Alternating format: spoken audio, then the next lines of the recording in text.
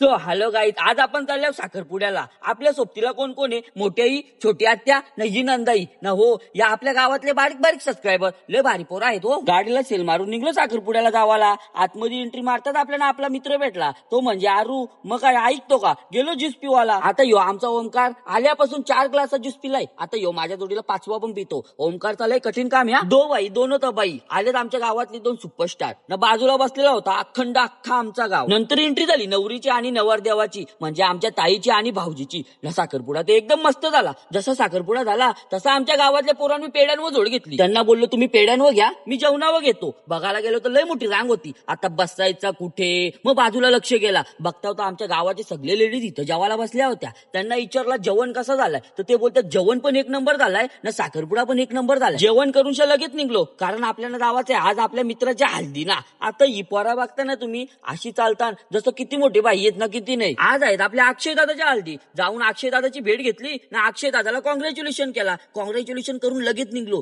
कारण आता आपल्याला करायचं आहे आपला गावठी डान्स.